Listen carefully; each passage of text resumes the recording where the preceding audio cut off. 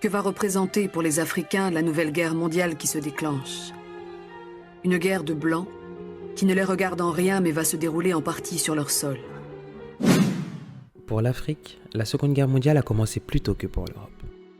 En effet, le 3 octobre 1935, les troupes du fasciste Mussolini envahissaient l'Éthiopie d'Haïlé Sélassié. L'Éthiopie a été libérée grâce à l'appui des Anglais le 5 mai 1941. Entre-temps, la guerre s'était généralisée en enflammant l'Europe tout entière et en déferlant vers les océans Atlantique et Pacifique. Le grenier des ressources naturelles au service des Alliés. Pendant que l'Europe se divisait entre 1939 et 1945, le camp des Alliés, composé notamment de la Grande-Bretagne et de la France, disposait respectivement d'un atout de taille, leurs empires coloniaux.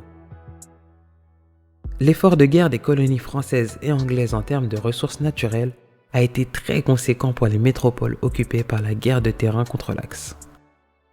Premièrement, l'agriculture africaine a été entièrement subordonnée aux besoins de l'Europe combattante. Par exemple, les productions d'arachides provenaient de la Gambie et du Sénégal, les huiles végétales du Nigeria, le tabac du Zimbabwe ou encore le café de la Côte d'Ivoire et du Cameroun. La production de ressources telles que le bauxite, le charbon, l'étain, le cuivre ou l'uranium ont été multipliées entre 2 et 10 par ces pays d'Afrique subsaharienne. Cela a été fait à la demande des métropoles en besoin de ressources naturelles et des moyens d'armement. Une main-d'œuvre de guerre qui a libéré l'Europe. Du côté de l'effort de guerre, l'implication des pays subsahariens n'est pas non plus à négliger. La West African Force, colonie britannique d'Afrique de l'Ouest, a mobilisé 176 000 soldats, dont 100 000 venaient du Nigeria et 70 000 du Ghana, anciennement appelé Côte d'Or. Du côté de l'East African Force, colonie britannique d'Afrique de l'Est, pas moins de 300 000 hommes sont allés sur le front contre l'Axe. À partir de 1940, un groupe de 127 320 soldats de l'Afrique occidentale française, de 15 500 soldats de l'Afrique équatoriale française et de 34 000 soldats de Madagascar a lutté aux côtés des gaullistes en Afrique du Nord, au Moyen-Orient, en Italie, en France et même en Allemagne.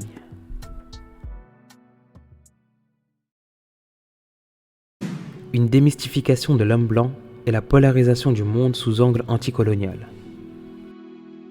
Le contact des Africains avec les Européens durant les tranchées leur ont permis de démystifier l'homme blanc, mais aussi de se rendre compte que tous ne correspondaient pas au caractère du fonctionnaire colonial méprisant. À cela s'ajoute un changement de rapport de force où on observait les Européens, défenseurs de l'idée de la race supérieure blanche, se faire battre militairement par des Asiatiques. Ceci a contribué pour beaucoup d'Africains à démystifier l'homme blanc que certains voyaient réellement comme un être supérieur et intouchable. Une guerre mondiale qui signa le premier chapitre des indépendances africaines. La Seconde Guerre mondiale a entraîné un changement des rapports de force, avec la montée en puissance des Russes et des Américains ayant été sauveurs de l'Europe. Ces deux puissances qui entraîneront la guerre froide partageaient un point commun malgré leurs différences idéologiques.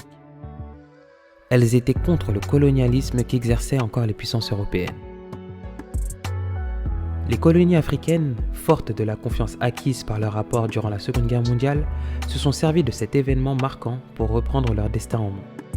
C'est ainsi qu'entre 1945 et 1965, des dizaines et des dizaines de pays africains ont acquis leur indépendance.